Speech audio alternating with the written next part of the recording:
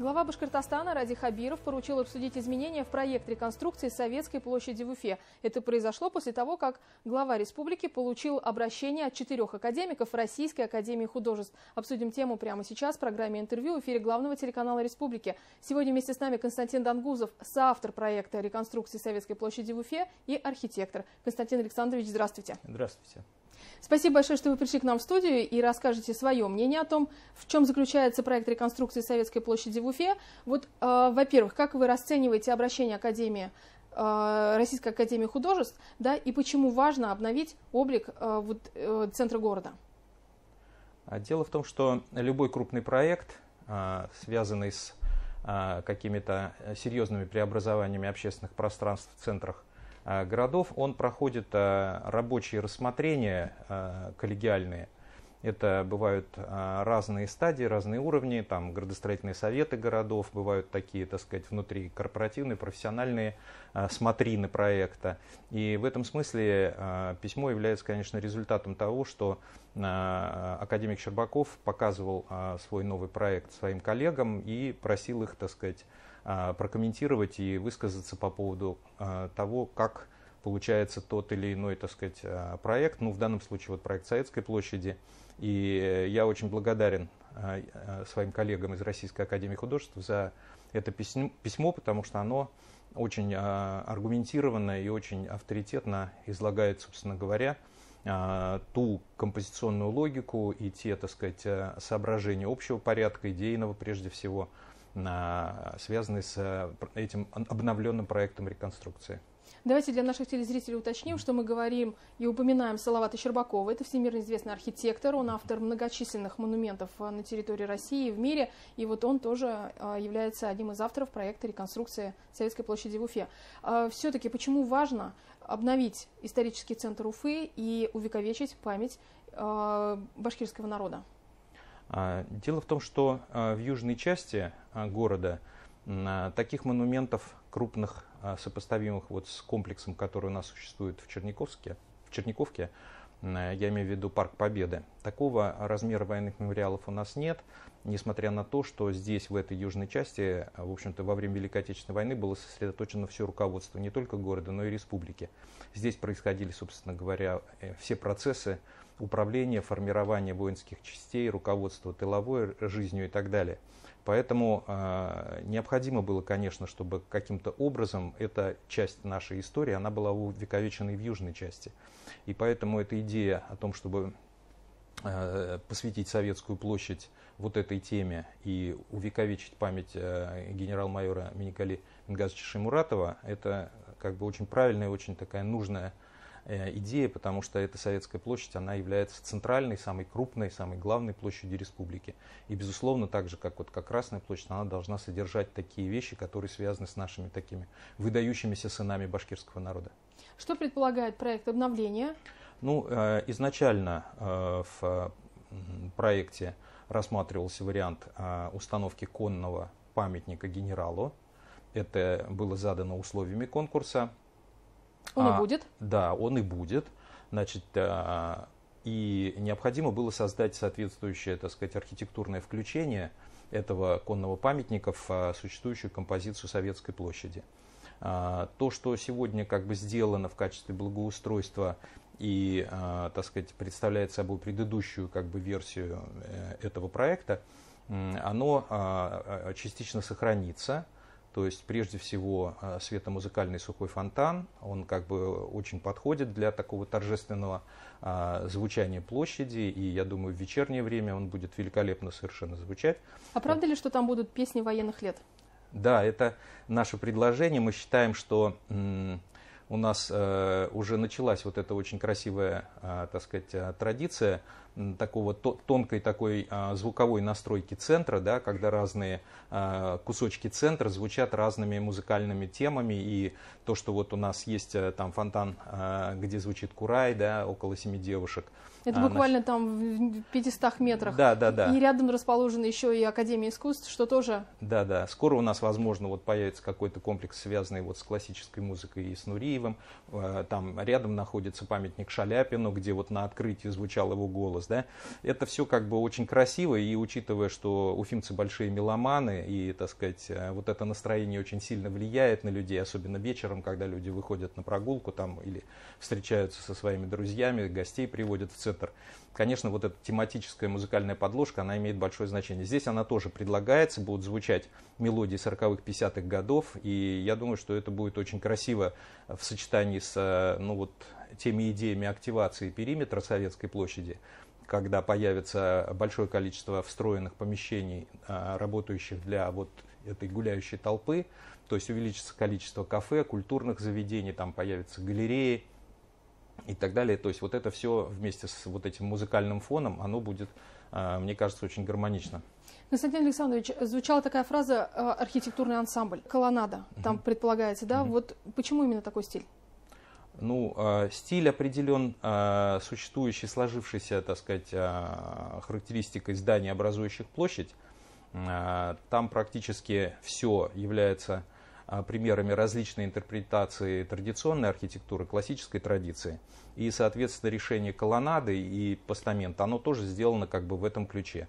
Оно не буквально повторяет, допустим, там, советскую неоклассику там, или, допустим, дореволюционную эклектику, которая там тоже в 2 зданиях имеется, там, в 3 даже, если Мариинку считать, да, там кирпичный стиль присутствует там, в комплексе купца Нагарева, в Мариинке, в Дворянском собрании такая более поздняя неоклассицистская эстетика.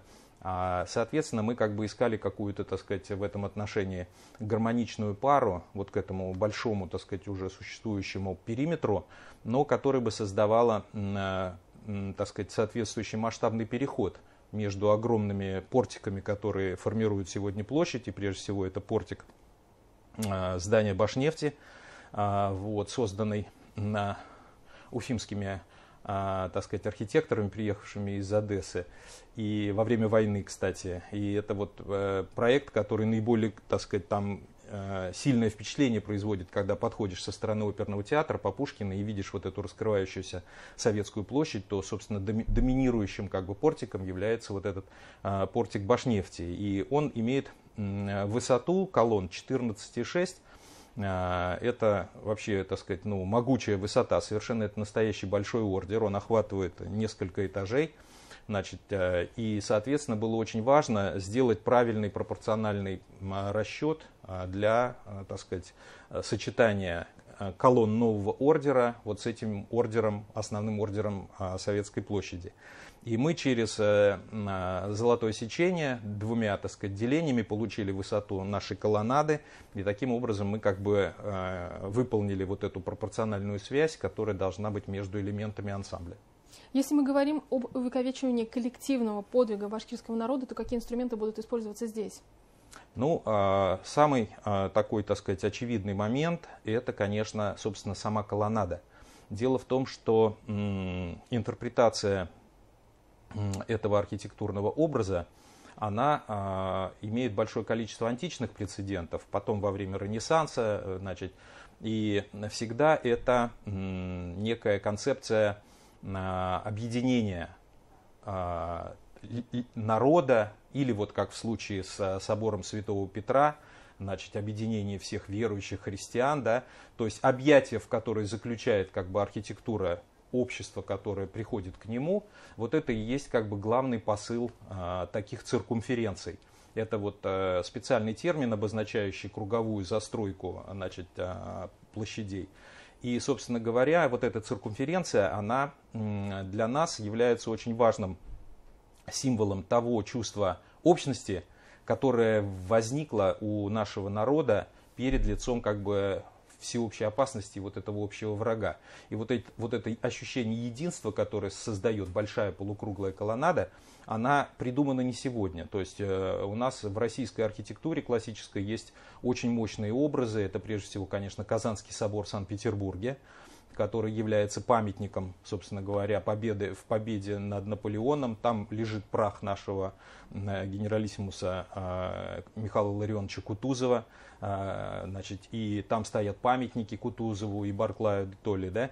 То есть этот момент, он потом многократно повторяется в нашей истории. То есть архитекторы следующих поколений продолжают обращаться вот к этой теме циркумференции. И даже у нас в Уфе есть поразительный памятник на улице Октябрьской революции, знаменитая Спасская церковь, которая посвящена тоже победе в войне над Наполеоном и, как сказать, повторяет вот этот вот образ Казанского собора только потому, что она находится на знаменитой улице Большая Казанская. То есть она как бы обращается к иконе Казанской Божией Матери, которая, собственно говоря, была покровительницей русского войска в борьбе с Наполеоном. И вот эта Казанская Божия Матерь, она дала как бы название этому, как сказать, и, соответственно, собору. И собор как бы как образ этой, он уже как бы воспроизведен в 20-е годы 19 века здесь в Уфе, вот в этом небольшой Спасской церкви, расположенной на вот этой улице. Мужской состав 112-й кавдивизии, он является как бы вот символом вот тех сослуживцев генерала Шаймуратова, которые шли за ним, как вот такая, так сказать, единая с ним сила, рожденная в Башкирии и отправленная туда против врага. То есть вот эти колонны, это и есть, собственно говоря, наши бойцы башкирские. Потому что это мужской ордер, то есть мужской ордер, вот этот дорический ордер, это колонна, это мужчина-воин, понимаете? Вот что это такое стоит за генералом. Мы видим, что республика и город Уфа уделяют особое внимание для того, чтобы придать значение историческому центру города Уфы. Да, вот как вы понимаете, почему именно такое внимание, эта большая работа проводится и какие смыслы вкладываются? Ну, дело в том, что мы движемся к 450-летию нашей столицы, и это, так сказать, мощная историческая дата в развитии города, и она должна послужить тому, чтобы город преобразился. Мы как бы вот видели, как предыдущие крупные события в его истории, как они способствовали украшению Уфы.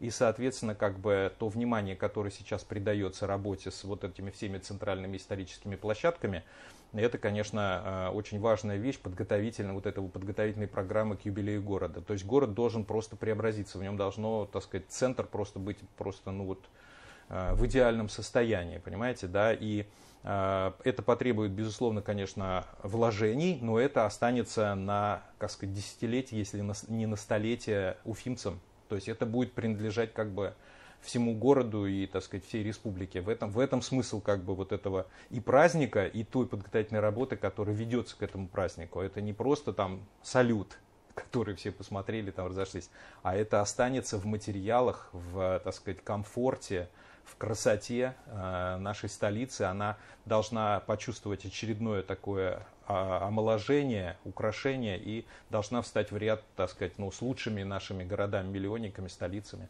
наших регионов. Я лишь добавлю, что все-таки завершение работ на Советской площади в Уфе планируется к 9 мая 2022 года, но 450-летие мы будем отмечать в 2024 году. Да. Спасибо большое, Константин Александрович. Сегодня гостем программы интервью в эфире главного телеканала Республики был Константин Датгузов, соавтор проекта реконструкции Советской площади в Уфе и архитектор из Уфы. Оставайтесь вместе с БСТ, не переключайтесь.